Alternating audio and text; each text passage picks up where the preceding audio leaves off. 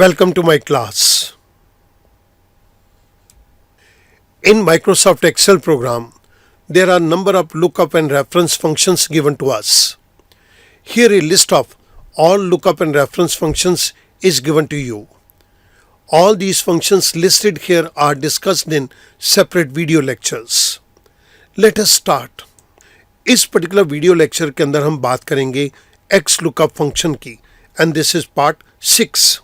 Let's move on to that. सबसे पहले हम X lookup function के पर्पस को देखते हैं. It searches a range or array for a match and returns the corresponding item from a second range or array. By default an exact match is used.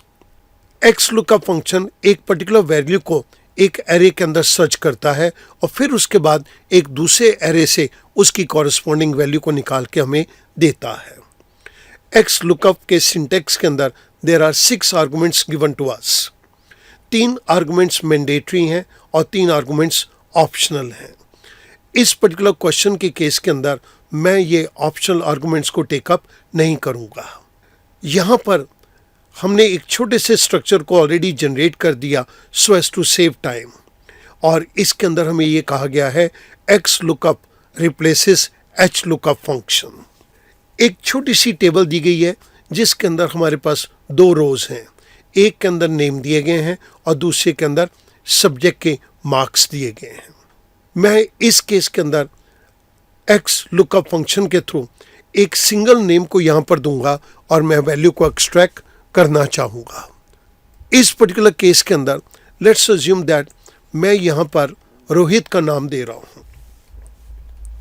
Rohit के मैं maths के अंदर marks को extract करना चाहता हूँ. So I write here X lookup function. Lookup value, इस value को देखो which is given to us in C10.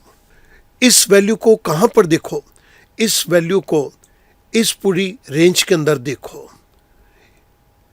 Rohit के नेम को इस रेंज के अंदर मैच करो.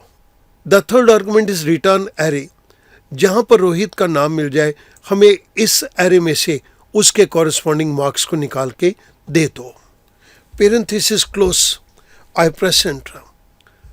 मेरे पास यहाँ पर रोहित के 85 मार्क्स हैं तो यहाँ पर मार्क्स भी 85 एक्सट्रैक्ट होके आ गए. सिंगल सेल के अंदर वैल्यू को एक्सट्रैक्ट करने के लिए हमने जिस फंक्शन को यहाँ पे यूज़ किया वो मैं आपकी रेफरेंस के लिए राइट साइड के ऊपर दे रहा हूँ. यहाँ पर तो स्टूडेंट आपने देखा कि मैंने एक सिंगल सेल के अंदर वैल्यू को एक्सट्रैक्ट किया. सिर्फ यहाँ पर रोहित के ही मार्क्स आए हैं. क्या ये लिस्ट कमांड के साथ भी फंक्शन करेगा जहाँ पर हम नेम को चेंज कर सकें? तो मैंने नेम के सामने वाले सेल पे क्लिक कर दिया. I go to data tab. I go to data validation. Data validation के अंदर सेटिंग्स के अंदर अलाउ में ड्रॉप डाउन बॉक्स के अंदर मैंने लिस्ट कमांड को सिलेक्ट किया और सोर्स के अंदर मैंने ये सभी स्टूडेंट्स के नेम को दे दिया. आई से ओके. जैसे ही मैंने ओके किया यहाँ पर मैं स्टूडेंट के डिफरेंट नेम्स को टेकअप कर सकता हूँ. अब मुझे राजीव के मैथ्स के मार्क्स एक्सट्रैक्ट करने हैं. एक बारी फिर मैं X lookup के फंक्शन को टेकअप करूँगा. Equals to X lookup. इस वैल्यू को देखो which is given to us in C13. This is our lookup value. Lookup array, इस वैल्यू को किस एरे में देखो? इस वैल्यू को इस एरे के अंदर देखो which is given to us from cell number C7 to I7 comma return array. जब ये वैल्यू मिल जाए तो तुम मुझे इस पर्टिकुलर एरे में से उसकी वैल्यू को एक्सट्रैक्ट करके देना. I close parenthesis. I press enter. Rajeev के मैथ्स के अंदर 88 मार्क्स हैं. मैं लिस्ट कमांड के थ्रू रोहित कर देता हूँ तो रोहित के मैथ्स के अंदर 85 मार्क्स हैं. Let me look at the marks of Nikhil. Nikhil के मैथ्स के अंदर 84 मार्क्स हैं.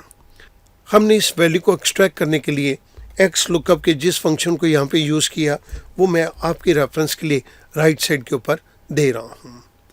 तो स्टूडेंट आप एक सिंगल सेल के अंदर भी वैल्यू को एक्सट्रैक्ट कर सकते हैं और अगर आप लिस्ट कमांड को यूज़ करते हैं तो लिस्ट कमांड के ज़रिए आप इनके मार्क्स को भी एक्सट्रैक्ट कर सकते हैं।